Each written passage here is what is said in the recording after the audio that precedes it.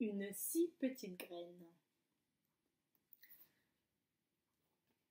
Ce livre a été écrit par Eric Carle, c'est le nom de l'auteur.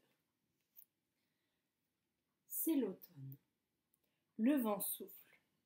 Il soulève les graines de fleurs au-dessus du sol et les emporte. Parmi elles, il y en a une qui est toute petite, minuscule. Est-ce qu'elle parviendra à suivre les autres? Et d'ailleurs, où vont-elles, toutes ces graines? Voyez la petite, toute petite graine. Une graine vole plus haut que les autres. Elle monte, plus haut, si haut qu'elle se brûle aux rayons du soleil. Mais la toute petite graine est toujours du voyage. La toute petite graine, ici, et la graine qui s'est brûlée là. Une graine atterrit au sommet d'une montagne. Cette montagne est couverte de glace. Là-haut, la glace ne fond jamais. Elle ne pourra pas s'enraciner. Les autres graines poursuivent leur chemin. Mais la petite graine est un peu à la traîne. Vous la voyez? Elle est où? Oui, là, la petite graine. Elle est un peu à la traîne. Les graines traversent l'océan. Une graine tombe à l'eau et coule. On la voit ici.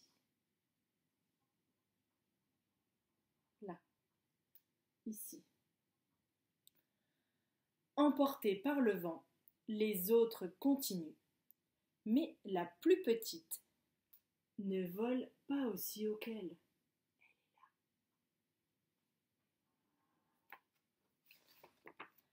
Une graine se pose au milieu du désert. Il y fait chaud et sec. Elle ne pourra pas pousser. La toute petite graine vole presque à ras du sol maintenant. Mais le vent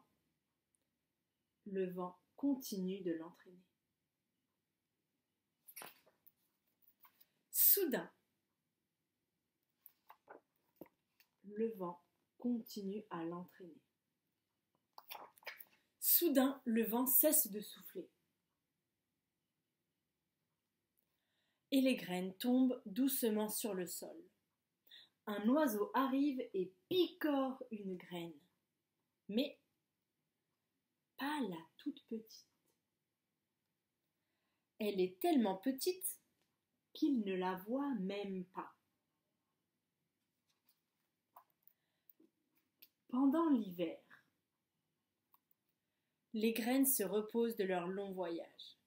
La neige les recouvre d'une couverture blanche. Dans le sol vit aussi des souris. Comme elle a faim, dans le sol vit aussi une souris. Comme elle a faim, elle grignote une graine pour son repas.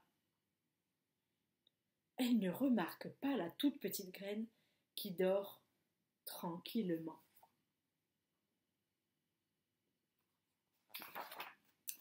Puis, le printemps arrive. C'est maintenant, hein, le printemps. Les graines gonflent, s'arrondissent, et enfin elles s'ouvrent. À partir de ce moment-là, ce ne sont plus des graines, ce sont des plantes. D'abord, elles plongent leurs racines dans le sol. Puis, leur tige sort de terre. Leurs feuilles se déplient et elles commencent à grandir. Mais il y en a une qui pousse beaucoup plus vite que les autres. Celle-là. C'est une mauvaise herbe. Elle est déjà si grosse qu'elle empêche le soleil et la pluie d'atteindre la plante qui pousse à côté d'elle. Alors, la plante meurt étouffée.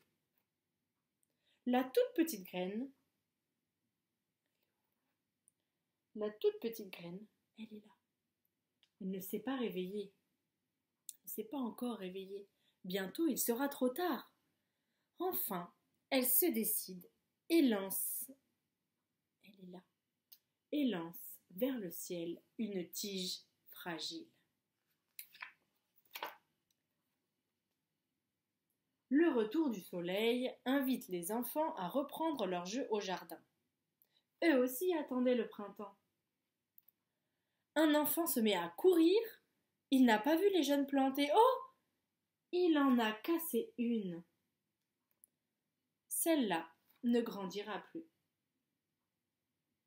Elle est où la petite graine qui a poussé avec une petite tige? Elle est là.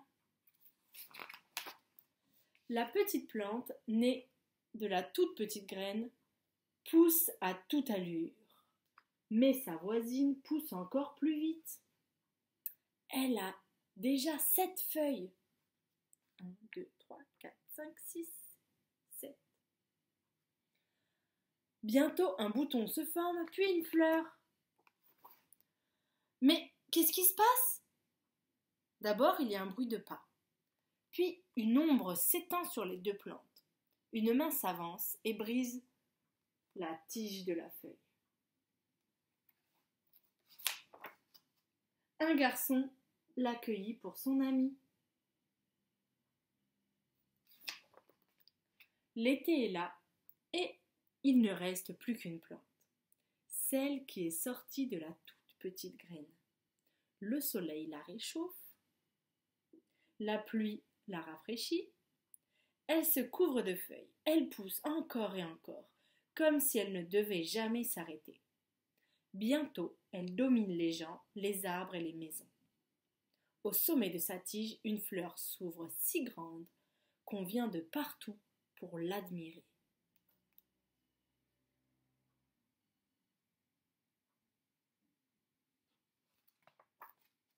Tout au long de l'été, les oiseaux, les abeilles et les papillons s'empressent autour d'elle. Ils n'ont jamais rien vu d'aussi beau que la fleur géante.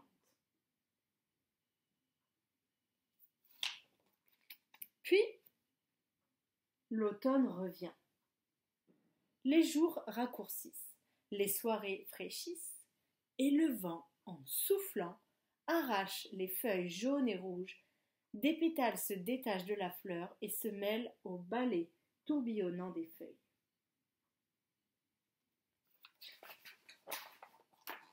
Le vent souffle plus fort. La fleur, qui a perdu presque tous ses pétales, se courbe et se penche sur sa tige. Le vent souffle encore plus fort. Il secoue la fleur encore et encore. Alors, du cœur de la fleur, un tas de petites graines se détachent que le vent emporte aussi. Et voilà, l'histoire est terminée. Ça vous a plu ?